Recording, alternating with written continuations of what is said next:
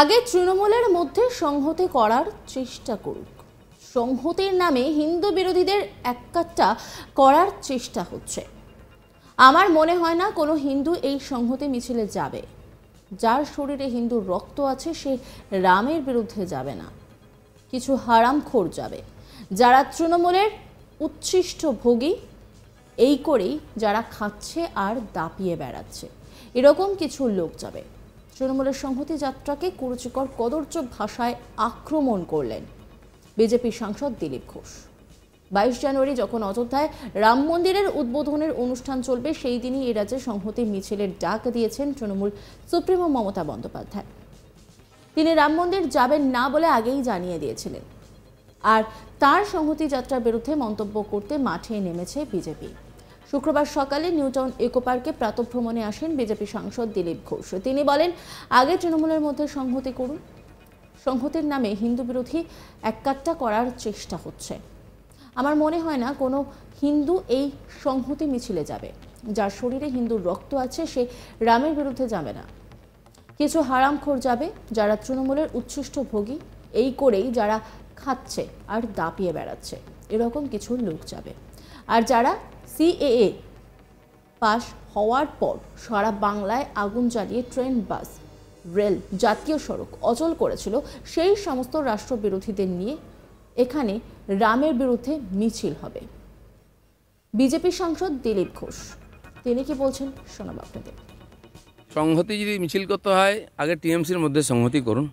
আর এই যে সংহতির নামে হিন্দু বিরোধীদের একট্টা করা, আমার তো মনে হয় না কোনো হিন্দু এই সংহতি মিছিলে যাবে। যার শরীরে কমপক্ষে হিন্দুর রক্ত আছে সে রামের বিরুদ্ধে যাবে না। কিছু হারামখোর যাবে, যারা টিএমসির উচ্ছিষ্ট ভোজী, তারা এই করে খাচ্ছে আর দাপিয়ে বেড়াচ্ছে, এই যত অপরাধের সঙ্গে যুক্ত সেই ধরনের কিছু লোক যাবে। আর যারা সিএ হওয়ার পরে, পার্লামেন্টে পাশ হওয়ার পরে সারা পশ্চিমবাংলায় আগুন লাগিয়েছিল, ট্রেন, বাস জ্বালিয়েছিল, স্টেশন জ্বালিয়েছিল, রেল লাইন উপড়ে ফেলেছিল, সেই সমস্ত রাষ্ট্রবিরোধীদের নিয়ে এখানে আর মিছিল হবে রামের বিরুদ্ধে। এই নিয়ে একটি রিপোর্ট তুলে ধরেছেন আমার কলিগ অরিন্দম, দেখাবো আপনাদের। মমতা বন্দ্যোপাধ্যায়ের সংহতি মিছিল নিয়ে বিতর্কিত মন্তব্য করলেন বিজেপি এমপি দিলীপ ঘোষ। 22শে জানুয়ারি মমতা বন্দ্যোপাধ্যায়ের যে সংহতি মিছিল হাজরা থেকে পার্ক সার্কাস পর্যন্ত হবে, সেই মিছিল নিয়ে বিতর্কিত মন্তব্য দিলীপ ঘোষের। তিনি সরাসরি জানাচ্ছেন এই দিনের এই মিছিলে কিছু হারামখোর, একদম এই শব্দটাই তিনি ব্যবহার করছেন, কিছু হারামখোর যাবে, কোনো হিন্দু এই মিছিলে যাবে না।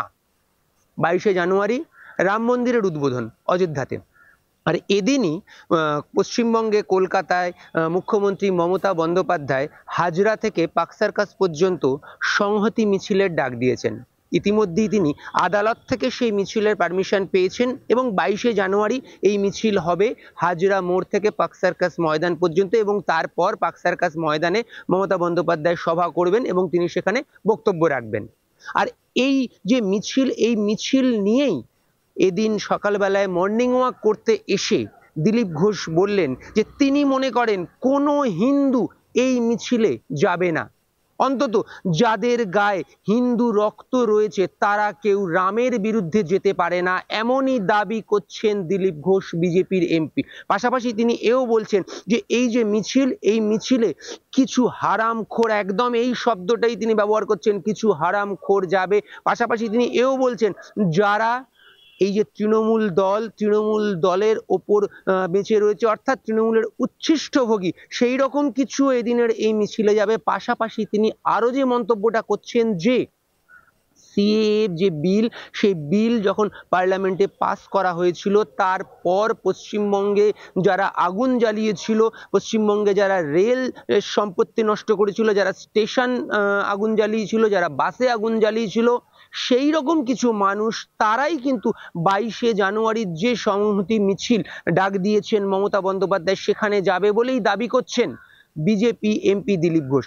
আমরা জানি দিলীপ বাবু বরাবরই বিতর্কিত মন্তব্য করে থাকেন। এদিনও কিন্তু তার ব্যতিক্রম হলো না, তিনি কিন্তু এদিন সরাসরি বলে দিলেন যে কোনো হিন্দু এই মিছিলে যাবে না। পাশাপাশি তিনি এও বলছেন যে যে কোনো রকম কোনো মিছিল বা মিটিং এর পারমিশন নিতে গেলে বিরোধীদেরও কিন্তু আদালতেই যেতে হয় অথবা রাজ্যপালের কাছে যেতে হয়। এখন মানুষের ভরসা তার মতে রাজ্যপাল বা আদালত। কোনো অনুমতির যদি প্রয়োজন হয়, কোনো রকম মিটিং মিছিল কিছু প্রয়োজন হয়, সেক্ষেত্রে রাজ্যপালের কাছে যেতে হয় অথবা আদালতের কাছে যেতে হয়। তাছাড়া কিন্তু কোনোভাবেই পারমিশন পাওয়া যায় না। আর এদিনের যে সংহতি মিছিল, যে মিছিলের ডাক দিয়েছেন মমতা বন্দ্যোপাধ্যায় 22শে জানুয়ারি, অর্থাৎ যেদিন অযোধ্যাতে রাম মন্দিরের উদ্বোধন, ঠিক সেদিনই কিন্তু তিনি এই মিছিলের ডাক দিয়েছেন। কলকাতার বুকে এই মিছিল করা হবে, যে মিছিল করা হবে হাজরা থেকে পার্ক সার্কাস ময়দান পর্যন্ত, এবং যার পর মমতা বন্দ্যোপাধ্যায় সভা করবেন সেখানে। সেই মিছিলে তিনি কিন্তু সরাসরি কটাক্ষ করছেন দিলীপ ঘোষ, বিজেপির এমপি। তিনি সরাসরি এই মিছিলকে কটাক্ষ করছেন এবং বলছেন এই মিছিলে কোনো হিন্দুরা যাবেই না। তিনি দাবি করছেন, তার আরো দাবি যে এই মিছিলে যাদের গায়ে হিন্দু রক্ত রয়েছে তারা কেউ যেতে পারে না, এমনই তিনি দাবি করছেন। একই সঙ্গে দিলীপ ঘোষ বলেন সবাইকে আদালতে যেতে হয়, কারণ এখানে সরকার বলে কিছু নেই। আমরা খুঁজে পাই না সরকার কোথায় আছে, অনুমতি কে দেবে, পুলিশ কোথায়, টাকা তুলতে, চাঁদা তুলতে আর ফুটবল খেলতে ব্যস্ত, প্রশাসন কে চালাবে, কোর্ট আছে। ভালো মন্দ যাই হোক, কোর্টের কাছে বিরোধীদের যেতে হয়। তৃণমূলের নেতা খুন হলেও পুলিশে ভরসা না রেখে কোর্টে যেতে হয়। দিলীপ ঘোষ তিনি কি বলছেন শোনাবো আপনাদের। এখন সরকার বলে কিছু নাই তো, এখানে সরকারটা কোথায় আছে আমরা তো খুঁজে পাচ্ছি না। তো সরকারের মন্ত্রী নেতা নিজেরা ফাইটিং করছেন নিজেদের মধ্যে, তো অনুমতি কে দেবে, পুলিশ কোথায়, পুলিশ তো টাকা তুলতে, চাঁদা তুলতে, আর পুলিশের অফিসাররা তারাই পুজো উদ্বোধন করছেন, তারাই ক্লাব চালাচ্ছেন, তারাই ফুটবল খেলা করছেন, তো প্রশাসন কে চালাবে, তো কোর্টই আছে। কোর্ট ভালো মন্দ যাই হোক লোকের কাছে, লোককে কোর্টেই যেতে হবে। আমরাও যাচ্ছি, অন্য বিরোধী পক্ষকে যেতে হচ্ছে, এবং টিএমসির নেতা খুন হয়ে গেলে তার পরিবারের লোককেও কোর্টে যেতে হচ্ছে, পুলিশের উপর ভরসা নেই। সন্দেশখালী নিয়ে দিলীপকে প্রশ্ন করা হলে তিনি বলেন আদালত বা রাজ্যপাল, এই দুটি স্তম্ভ এখন মানুষের ভরসা।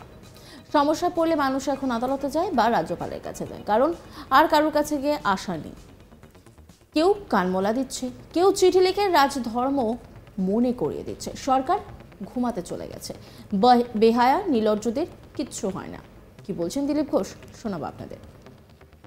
পুলিশ বলুন, আদালত বলুন বা মাননীয় রাজ্যপাল, এই দুটি স্তম্ভ আমাদের কাছে সবচেয়ে ভরসার।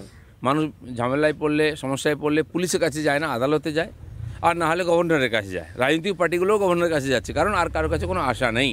তো সেই জন্য আর বারবার তারা কানমলা দিচ্ছেন, কেউ ভালোভাবে চিঠি লিখে মনে করে দিচ্ছেন সরকারকে রাজধর্ম বা তাদের দায়িত্ব, কিন্তু সরকার আছে তো কোথায়, সে তো কমাতে চলে গেছে। সেই জন্য কোনো ন্যায় পাওয়ার সুযোগ নেই। এ ধরনের প্রতিনিয়ত ঘটছে, কোর্টে যাচ্ছেন, কোর্ট থাপ্পড় মারছে, কানমলা দিচ্ছে সরকারকে, দুদিন পরে ভুলে যাচ্ছে আবার। বেহায়া নির্লজ্জিতদের কিছু হয় না, এদের রাজনীতি করার কোনো অধিকার নেই। পুলিশ বলুন, আদালত বলুন। অন্যান্য খবরের আপডেটের জন্য অবশ্যই নজর রাখুন আজ তাক বাংলার ইউটিউব স্ট্রিমিংয়ে এবং ইউটিউব চ্যানেলকে সাবস্ক্রাইব করুন, লাইক করুন, কমেন্ট করুন, শেয়ার করুন। পাশাপাশি হোয়াটসঅ্যাপে নজর রাখুন, কারণ সেখানেও রয়েছে আজ তাক বাংলা।